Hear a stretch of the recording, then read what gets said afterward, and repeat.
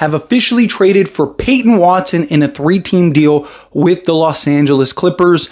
The reason I am excited for this, the reason I like this, is because the one team that Kuminga was pushing hard for, guess what? That team is now out of the picture. This trade just sent shockwaves through the league. And honestly, it's a masterclass in market manipulation if you're the Lakers. The Cavaliers just spent an unprotected 2031 first-round pick and a future second to acquire Peyton Watson, a move that fundamentally changes the landscape for one of the most intriguing restricted free agents in the NBA. Watson was Kuminga's biggest leverage point, the prime alternative that kept the Lakers from lowballing. Now, with Cleveland out, Kuminga's options have dwindled dramatically. The question isn't just about where Kuminga goes, but what this decision from the Cavs tells us about his true market value, and what they just said proves exactly why this is a massive win for Laker Nation. The picture. So now the Lakers are officially in the driver's seat for Jonathan Kuminga. I would have loved to have Peyton Watson. I would have loved to bring in Peyton Watson. Realistic. He's absolutely right. The Lakers were always the front runners, but Kuminga's camp was banking on a robust market. With Cleveland now committing significant assets and cap space to Watson, that primary leverage disappears. This isn't just about another team making a trade. It's about the biggest alternative to the Lakers effectively signaling their disinterest in Kuminga at his desired price point. But here's what makes this even crazier. The cost the Cavaliers pay for Watson. An unprotected 2031 first is no small change, especially for a player who, while promising, hasn't yet reached all-star status. This highlights just how much Cleveland prioritized a specific type of wing, and Kuminga simply didn't fit that mold. This move doesn't just clear a path for the Lakers, it solidifies their position as the undisputed top suitor. We'll get into this here in a second. So, breaking. Cleveland, Denver, and the Clippers have agreed on a trade sending Peyton Watson to the Cavaliers, Max Strus to LA, and an unprotected 2031 Cavs first-round pick and a 2032 Kings second-round pick to the Nuggets, sources tell ESPN. Watson will sign a new 4-year, $88 million deal to join the Cavaliers. The details of this trade are crucial because they expose the true financial commitment the Cavaliers just made. 4 years, $88 million for Peyton Watson is a significant investment. That's $22 million annually for a player who, while showing flashes, is still developing. Compare this to what Kuminga was reportedly seeking. A contract in a similar range. The Cavs essentially chose to pay a high price for a player they clearly valued over Kuminga, not just in terms of money, but also draft capital. And that's not even the worst part for Kuminga. Cleveland now has virtually no assets left to make another significant move, effectively slamming the door shut on any Kuminga aspirations in Ohio. $22 million a year, which is what he wanted. And the Cavs basically are out of assets. They have 1 second-round pick left. The Cavs had 1 first and 2 seconds, and that is now officially off the table. Precisely. The Cavs are now asset poor, with only 1 second-round pick remaining. This isn't a small detail. It means they cannot pivot back to Kuminga, even if they wanted to, at least not without completely dismantling their newly constructed roster. This decision signals a clear strategic direction from Cleveland. They identified Watson as their guy, and they went all in. It reinforces the idea that Kuminga's market was never as strong as his agent tried to project. This isn't just one team bowing out. It's a prominent Eastern Conference contender, making a definitive choice that leaves Kuminga in a far more vulnerable position, especially when you consider the dwindling options available to him. Again, very unlikely. But what this does do now is, again, this takes Cleveland completely out of the picture. So now Cleveland is no longer in the conversation for Jonathan Kuminga, which means who's left? The only other 2 teams that have been mentioned are the Minnesota Timberwolves and the Los Angeles Lakers. He hits the nail on the head. Cleveland is completely out of the picture. The narrative shifts from Kuminga has options to Kuminga has limited options. The only other teams mentioned are the Timberwolves and the Lakers. Minnesota in their current cap situation can only offer a veteran minimum or the biannual exception, which is a paltry $6 million. This stark contrast in potential offers completely undercuts Kuminga's negotiating power. Now most people hear that and think Kuminga will still find a way to get a big deal. But watch what happens next when we break down the financial realities of his remaining choices. What is he going to do? Right now, as it stands, Minnesota vet minimum is what he's looking at. Right? They would have to do some configuring to get otherwise. So if you're the the Minnesota Timberwolves. Are you really doing that? Probably not. Exactly. The Timberwolves are in no position to offer Kuminga the kind of money he's reportedly seeking. Certainly not after their recent moves and cap commitments to their core. A vet minimum is a significant step down from the $20+ million figure Kuminga was likely targeting.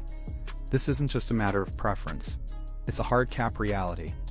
If Kuminga was truly pushing for Cleveland, and they've now chosen to invest heavily in another player, his bargaining chip is gone. The Lakers, by patiently waiting, have seen their leverage increase exponentially. This strategic patience is a hallmark of Rob Pelinka's recent moves, demonstrating a keen understanding of market dynamics. I keep saying I am 99.9% sure that I believe Jonathan Kuminga is going to be a Laker. I do. Again, I could still be wrong, but every turn, every single turn that has happened, it has led to the Lakers getting more and more leverage. The longer they have waited. This confidence isn't just bravado. It's rooted in the collapsing market for Kuminga. Every turn, every decision by another team has inadvertently strengthened the Lakers' hand. The longer Kuminga's camp held out, believing a better offer would emerge, the more the market dried up. This is a classic case study of a player and agent misreading the league's appetite for their services at a certain price point. The Lakers didn't need to chase. They just needed to wait for the dominoes to fall, and now they're in a prime position to dictate terms. The pressure is entirely on Kuminga, and the clock is ticking. Waited every turn. It's the Lakers. The Lakers. The Lakers. What is Jonathan Kuminga going to do? The one team that he wanted, the one team that his management wanted, or his agent wanted, the one team that he kept throwing at the Lakers, just chose somebody else over him. This is the psychological warfare aspect of NBA negotiations. Kuminga's agent reportedly used the Cavs as leverage against the Lakers, implying a bidding war. But now, that ex-girlfriend, the Cavs, has publicly moved on, and in a very decisive way, opting for another player. This kind of public rejection can be demoralizing for a player, signaling to the rest of the league that he might not be worth the perceived price. It strips Kuminga of his primary negotiation tactic, leaving him with limited options and a stark reality check. The Lakers, on the other hand, are now able to approach Kuminga from a position of undeniable strength. They would have went and got Peyton Watson, but the one team that has done everything to go and get you, that team is still there. The team that you threw in their face, it's like you got a new girl and they keep throwing the X in your face. Well, guess what? Now the X has moved on, so now what? This analogy is perfect for illustrating Kuminga's predicament. He and his agent used the Cavs as a perceived threat, a trump card against the Lakers. But the Cavs' move for Watson wasn't just a rejection of Kuminga. It was an emphatic statement. They literally chose another player, giving up valuable assets over Kuminga. This isn't just about financial leverage. It's about perceived value. When a team goes through hoops for someone else, it sends a clear message about who they prioritize. This public snub diminishes Kuminga's standing in the eyes of other potential suitors, making him look less desirable and harder to move. The Lakers, who have consistently shown interest, are now his safest, and arguably only, legitimate bet. Through hoops to go get Peyton Watson than to go get you. That's gotta sting. What's his market? What have I said this entire time? What is his market? What is his market? Right? His market is 2 years, $20 million. That's it right now. That's it. Why is that his market? Because it's the only offer he's gotten all offseason. And that was the Lakers, who offered 2 years, $20 million. This is where the rubber meets the road. The true market value isn't what Kuminga wants. It's what teams are willing to offer. And as he points out, the only concrete offer on the table all offseason has been the Lakers' 2-year, $20 million deal. This isn't conjecture. It's a verifiable fact of the market. While Watson got $22 million a year, Kuminga's situation is entirely different, fraught with perceived baggage and a lack of clear fit in other contending teams. The Lakers' initial offer, once seen as lowball, now looks incredibly reasonable, almost generous, given how the market has evolved. The delay has severely backfired on Kuminga's camp, leaving them with very little room to maneuver. Player option and then opted out and then did this all over again. Now, you better pray that the Lakers want to, give you something reasonable. Peyton Watson just got $22 million. I don't think Kuminga's getting that. That's the harsh reality for Kuminga. While he might point to Watson's $22 million per year as a benchmark, the market simply doesn't view Kuminga in the same light. Watson is seen as a more polished wing defender and a developing offensive threat, without the same reported locker room issues or consistency concerns that have plagued Kuminga. The Lakers have no incentive to match Watson's salary for Kuminga, especially now that they hold all the cards. Their valuation, likely in the 17-18 million range, reflects Kuminga's actual market, not his desired one. This isn't just about money, it's about the perceived value and reliability of the player, and Watson currently holds the advantage there. But outside of that, if you're not happy with the 18 million, don't know what to tell you. What are you going to do? You're going to turn down guaranteed money to go play for a vet minimum? Because the only other team that could have offered you 6 million just said, we don't want you. This is the painful choice Kuminga now faces. Does he turn down guaranteed multi-year money from the Lakers for the slim, almost non-existent possibility of a better offer elsewhere? A vet minimum contract, especially after seeing Peyton Watson's payday, would be a massive blow to his financial aspirations and perceived status. The only other team that could have offered a somewhat competitive mid-level deal, the Cavaliers, just definitively said no by trading for someone else. This isn't just a tough decision, it's a potential career-altering crossroads. The financial math simply doesn't add up for him to take a vet minimum, showing just how much his leverage has evaporated. 22 million, right? Instead of 15 million, that's 2 years to make up that loss, that difference, that gap.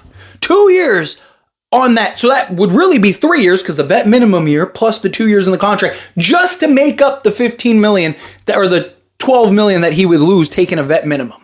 The financial breakdown is stark. Taking a vet minimum of, say, $3 million would mean a significant loss compared to even a $15 million annual offer.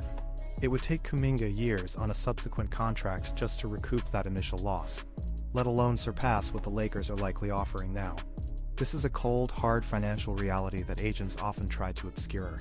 But the numbers don't lie.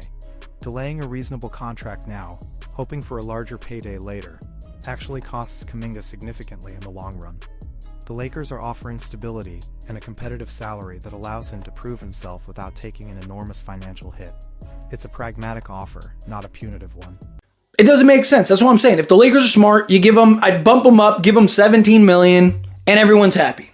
Give them 3 years, 54 million, or 4 years, what would that be, 72 million? There you go. This is the smart play for the Lakers. Offer him a respectable $17 million per year over 4 years, totaling around $68 million, potentially with a player option on the final year. This figure is fair, aligns with his current market value, and still allows Kuminga to feel valued without overpaying. It's a win-win. The Lakers secure a talented wing at a reasonable price, and Kuminga gets long-term security. The key here is structure. A player option in the 4th year gives Kuminga a chance to re-enter free agency if he outperforms the deal, providing a flexibility he likely desires. This balanced approach is critical for ensuring player satisfaction and team success. Who else is offering that right now to you? Peyton Watson doesn't have the baggage that you have.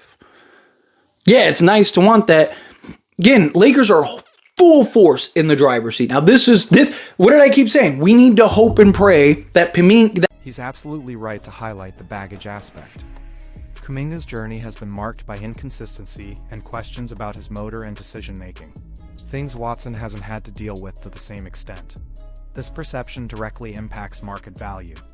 While Kuminga has immense talent, the perceived risk associated with him makes teams hesitant to offer top-tier money.